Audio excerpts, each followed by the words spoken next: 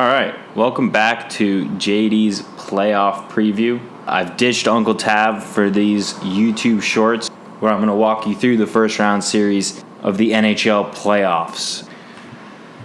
All right, and this edition is going to be the Boston Bruins versus the Toronto Maple Leafs. So let's dive into it. First of all, in the background, welcome back to both the Toronto Maple Leafs and the Boston Bruins in what is quickly becoming an annual first-round tradition.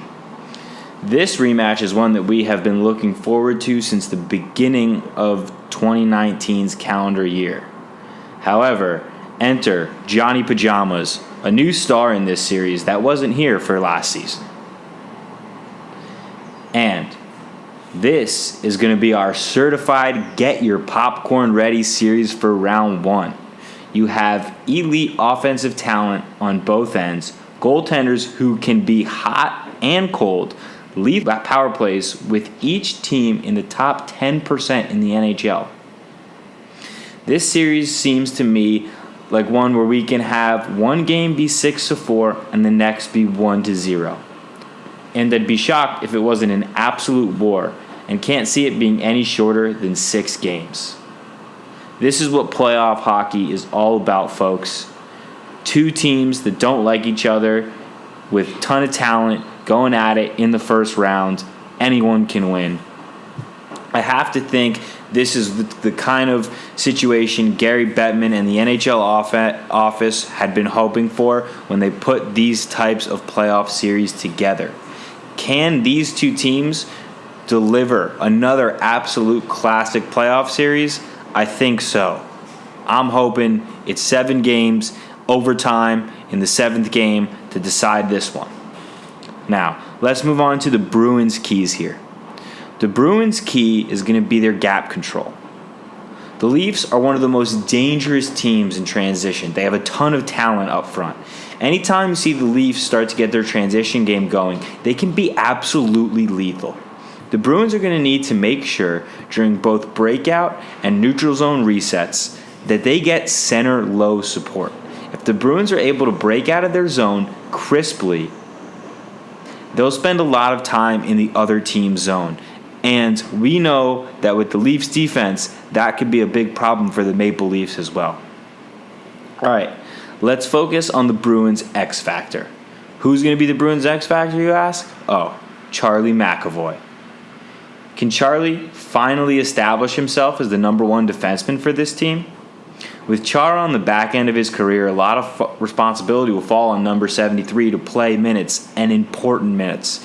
He's going to have to do it in all situations for this team, and he's going to have to come up big, taking some of the load off Big Z. Now, for the Bruins MVP, one of my favorite players in the entirety of the NHL to watch because he is the definition of an amazing 200-foot game, and that's Patrice Bergeron. And if they win the Bruins, it's going to be because Patrice Bergeron has outplayed John Tavares. And I know a lot of people are going to be saying, whoa, Bergeron outplaying Tavares? It's not that crazy. That's the kind of season Bergeron's had, and that's the kind of player he has shown to be. One that can go toe-to-toe with any player in the league, and in a 7-game series, outplay them. That's going to be the key matchup for me, and I really imagine that the Bruins would like to have Bergeron on the ice as much as possible versus the Marner and Tavares pairing. All right, let's switch it over to the Leafs. Toronto, I know you've been in panic, but calm down. The series isn't over yet. The key for you in Toronto is going to be the crisp zone breakouts, crisp defensive zone breakouts. A lot of talk has been made about the issues on the back end for the Leafs, and the criticism is fair. All season long, this team has had trouble with their consistency and their breakout ability. It starts with their defense, and if they can control the Bruins' forecheck and make good passes, the Bruins won't be able to spend a lot of time in the offensive zone. For me, the Toronto Wingers are going to play a huge part in this, as they're going to have to support their defense and support their center by winning a lot of the puck battles along the boards, especially in their own zone. If Toronto Wingers are able to win those board battles and beat pinching Bruins D-men, they may be able to create odd man rushes And that's where Toronto is at their most lethal. So, the Leafs' X factor. It's pretty clearly Anderson. Anderson had a better year than expected, even if he fell off at the little bit at the end. The question is, will he be able to maintain his play, and will he be able to steal at least one game in Boston, where they are an absolute wagon? The Bruins don't lose at home, and it's going to come down to, can Frederik Andersen steal the Leafs at least one, if not 2 games in Boston? He's going to need some support, but to me, that's a questionable ask. It's a lot to ask of your goalie to go into a place where the Bruins have been so dominant and steal games. We'll see. The Leafs MVP, if they win this series, you might think I'm going to say it's because Tavares is better than Bergeron, but that's not the case. If Tavares isn't better than Bergeron, they have no chance. But if the Leafs really want to win this series and look like the team they're supposed to be, it's going to be because Austin Matthews was head and shoulders the best player in this series.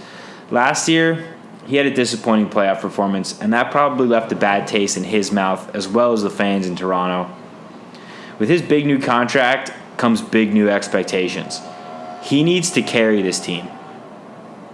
So, for the back check, I've got 2 things, one for each team here. First of all, for the Bruins, the addition of Charlie Coyle. The back check here, aptly named. He's going to be huge for the Bruins in this series. They'll need him to be a physical shutdown guy from the jump. Points are going to be less important for his play than the overall physical and defensive presence that he can bring to the game. He's going to need to be somebody they can rely on to shut down the high-flying Leafs. For the Leafs, this isn't about one player. This is about a team, a city, and the expectations of a fan base. The Leafs are under a ton of pressure to win in this series. Under this pressure, Toronto's going to have a harder time in the first round because the media scrutiny will be heavy and everybody will be reading into every little thing with this rematch. It started today on Leafs radio, during Leafs lunch, during overdrive, during first up.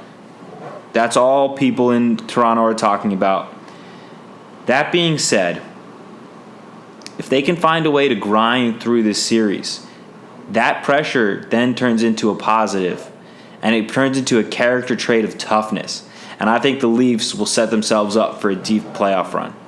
So, this is going to be one of those series that's a tough out, and one of these teams is going to fall way below their expectations. But the team that wins is going to set themselves up to feel very nice going into a really tough round 2 against Tampa Bay.